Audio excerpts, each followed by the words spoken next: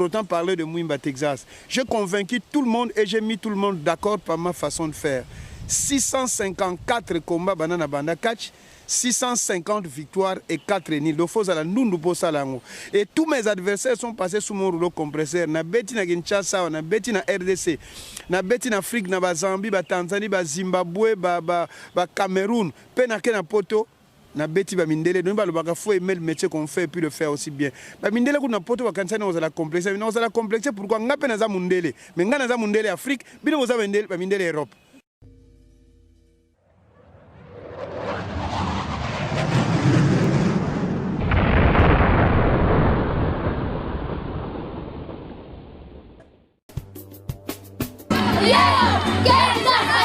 En Europe, une personne sur 20 000 est atteinte d'albinisme. Dans les populations africaines, c'est plutôt une personne sur 4 000. Les albinos ont toujours été des gens marginalisés dans notre société. Il n'y avait personne parmi nous les albinos qui avait levé la voix. Mouimba Texas a eu l'idée de sensibiliser, de conscientiser les albinos et les non-albinos pour leur dire que les albinos sont des hommes à part entière.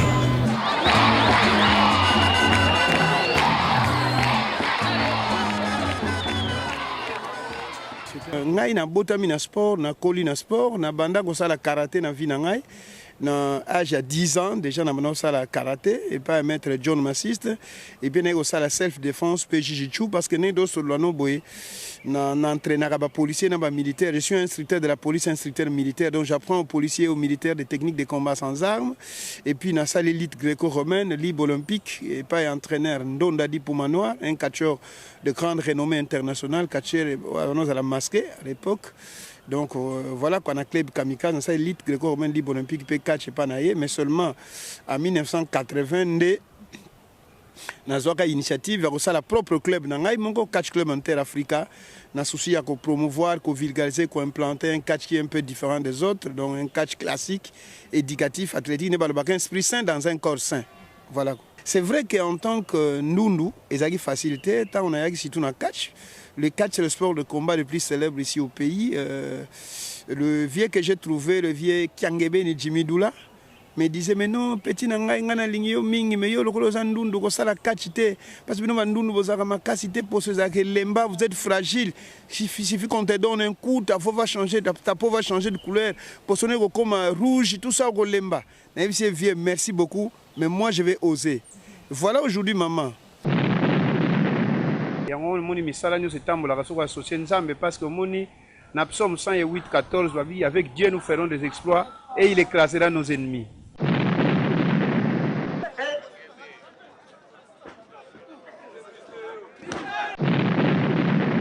La carrière n'a pas continué, n'a pas continué au PESA d'entraînement, n'a pas formé les jeunes.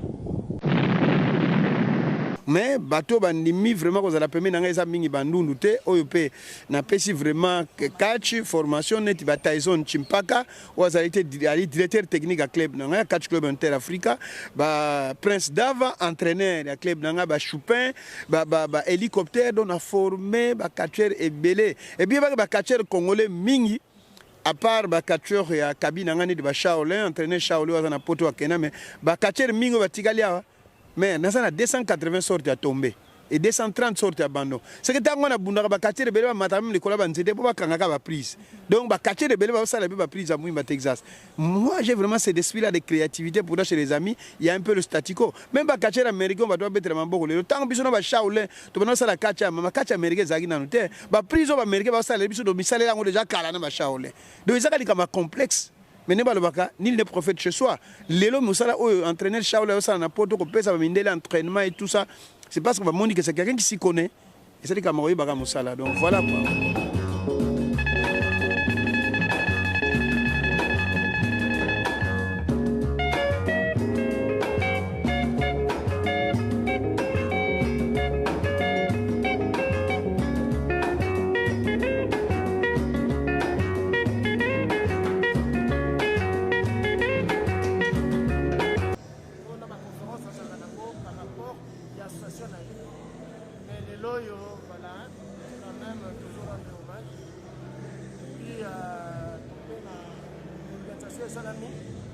Comme ça, on a de la ligne, Pour question on a battu non parce que c'est Europe comme une période malili. Il y a la route Afrique.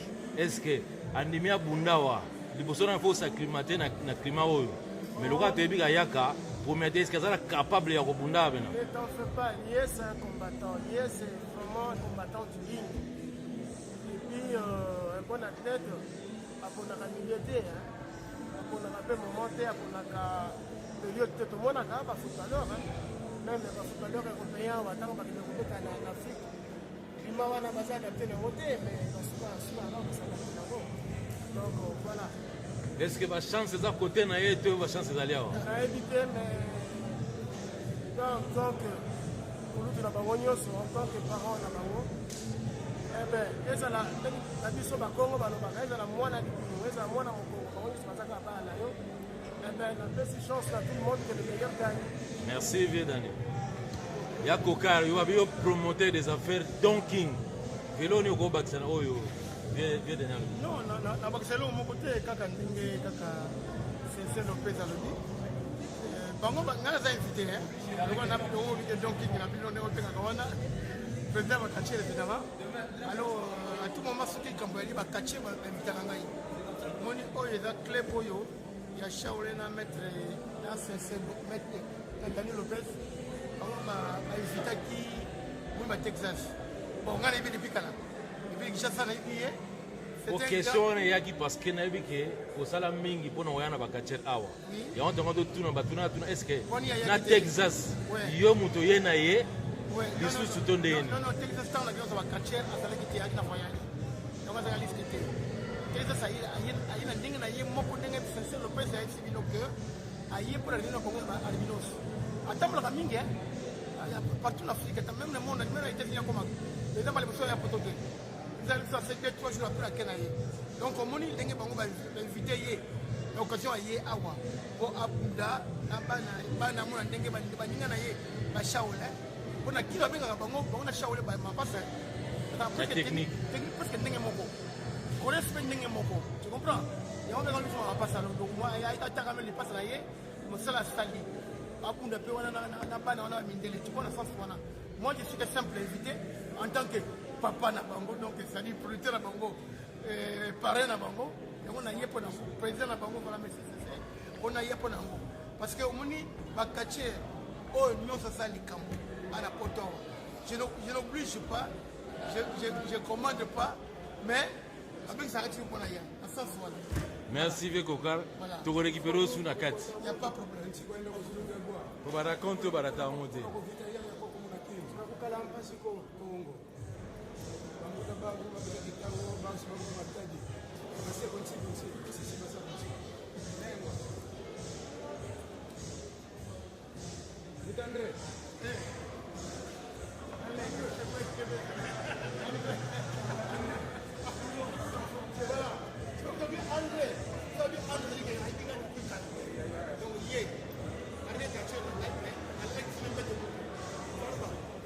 Mbanza oza koleka mbala moko na télévision okomi awa ezali mpo omoni Texas aye to okomi mpo ozalaki na besoin kokoma awa ah mais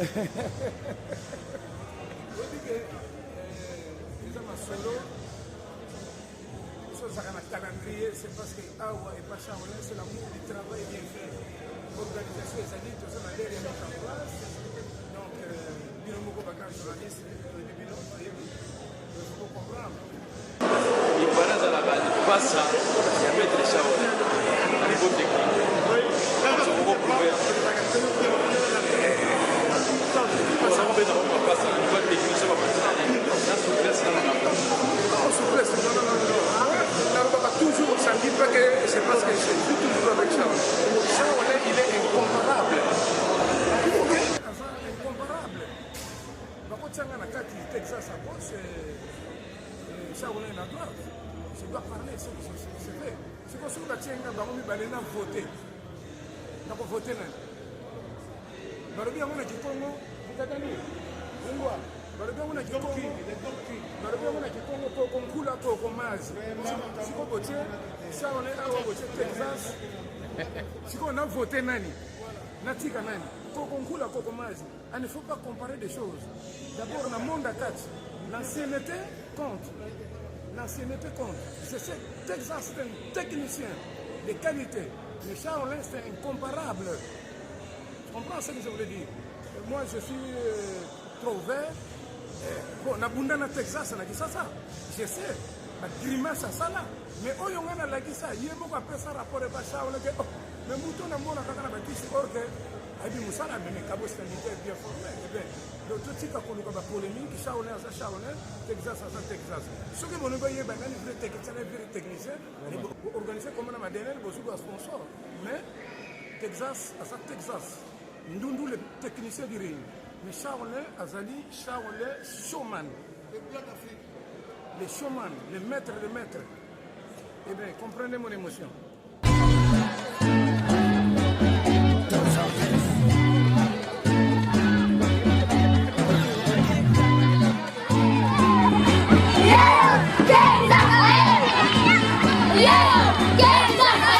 En Europe, une personne sur 20 000 est atteinte d'albinisme. Dans les populations africaines, c'est plutôt une personne sur 4 000. Les albinos ont toujours été des gens marginalisés dans notre société. Quand on attrape un albinos et quand on fait ces incantations, ça marche à coup sûr. En tout cas, c'est ce qu'on entend. Tout cela, ce sont des fausses légendes, des légendes qui n'ont aucun fondement.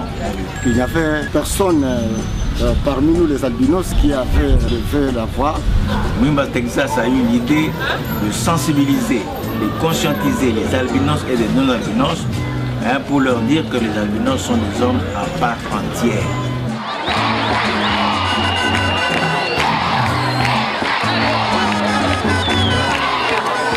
C'était un combat que nous n'avions jamais vu dans ce pays. Voir un catcheur se battre pour une catégorie de personnes que la société congolaise considère comme à part. Mwimba Texas est parmi les premiers justement à parler de cette dépigmentation de la peau. L'ONG des albinos, la Fondation Mwimba Texas, organise ce samedi 6 septembre 2014 à 9h dans la salle paroissiale de Notre-Dame de Fatima une grande manifestation de conscientisation et de sensibilisation des albinos et non-albinos.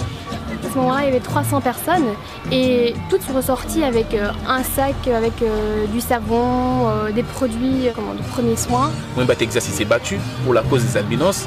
Si les albinos sont bien vus dans notre pays, c'est aussi grâce à lui. Dans toute révolution, on a besoin des meneurs.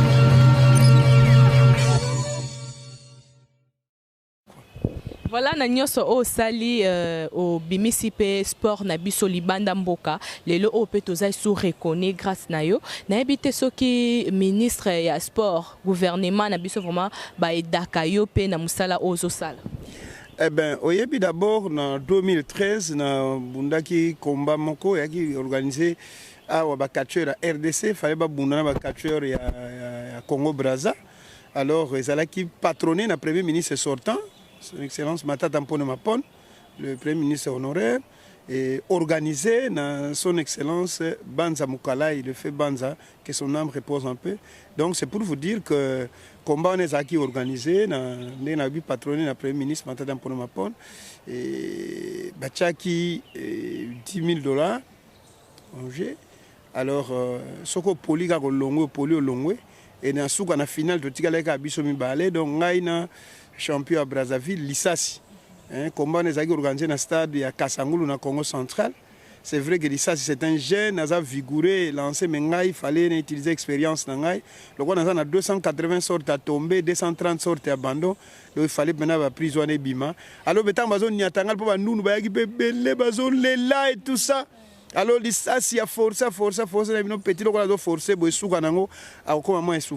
il fallait vraiment tomber, nazwaki ceinture wana nazwaki $10 000 yango permetaki pe tosombaki ba crème solaire ebele pona kokabolela bandundu mosusu bazwaki. Donc voilà maman, c'est pour vous dire que premier ministre wana sortant Matata Mpone Mapone aki mutu bazaki très sensible na cause ya bandundu en particulier pe ba vulnérable en général.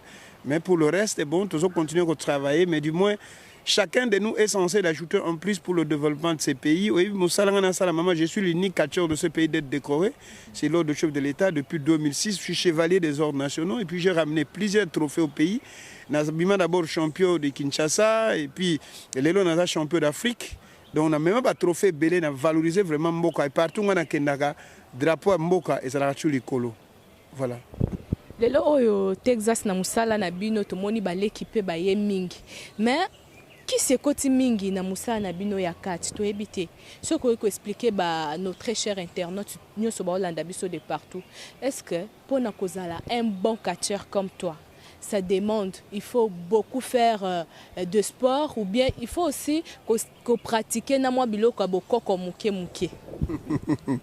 Merci beaucoup maman. D'abord, il faut être na pronaka catch mongo classique. Je suis le leader du catch classique sans fétiche à caractère philanthropique ou socio-humanitaire. Nous avons esprit sain dans un corps sain.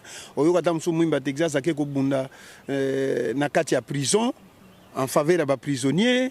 Na kepe maboko pa maté na memeli bango tamsusu sac à l'eau, sac à sucre, 1000 pains na tambula na ba camp militaire nyonso pona ko sunga ba blessé de guerre ba soda ba katana makolo na guerre na memeli bango combat et puis na memeli bango pe biloko olia na kena même après l'aéroport na site Psychotra et puis ba kimaka guerre na Équateur. Je savais que j'étais traumatisé, c'était une occasion pour eux de se défouler, se détendre. Je te même transporté en Chipoy na même na 50 litres de pétrole pour côté kuna courant ezaki mo buluti na ba hôpitaux mingi na kenda et pona ko sunga mais ba fois il y a deux courants de catch. Il y a les catch classiques et puis éducatifs prônés par Mouimba Texas. Et puis il y a les catch magico-fétichistes prônés par notre aîné Edingwe Motonangenge. Qu'on n'est pas Pigeot et Bimaka, Niaou et tout qu'on soit. Ça peut être catcheur, neti ngai, mais bango va pona catch na bango wana ya kisi. Donc ba catch, ils allaient m'baler. Catch classique, l'idée d'ango Mouimba Texas, puis catch ya kisi, l'idée d'ango eza Edingwe Motonangenge. Et pas ngai. Pendant c'est vraiment les entraînements. Esprit on a créativité, Zali, il faut qu'on l'a toujours à temps et puis qu'on l'y a n'importe quoi. Décider de vivre frais. Et là, les sportifs, à solo fois, il y a des binzo, des feuilles vertes, et tout qu'on sort et puis qu'on l'a à l'avant. Côté kabilo ko ba cigarette ça kabilo ko belé wana tinate parce qu'un alliance qui veut aller un sportif qui veut aller loin faut ligne de conduite des amana et puis je vous dis maman même des rapports sexuels fatigue aussi l'organisme donc faut la discipliner côté wana nyo surtout yango moni ça to comprendre mais nous nongo za munene penate ki munene nanga izaka na kati mala mubange ya ndeke ba ibela kango na mukuwa et pas mon avis makamu na bango mama nanga voilà ngana milinga kanenge nzambe akela ngai na lobaka merci na ya nzambe da nenga akela ngandu po ata vile lo mokile zonga mama na yesa nzambe zongisa ngaka kandu. Moi je suis né au village maman mais lelo Kinshasa e bingai RDC e binga Afrique e binga monde e bingai grâce à nzambe maman voilà.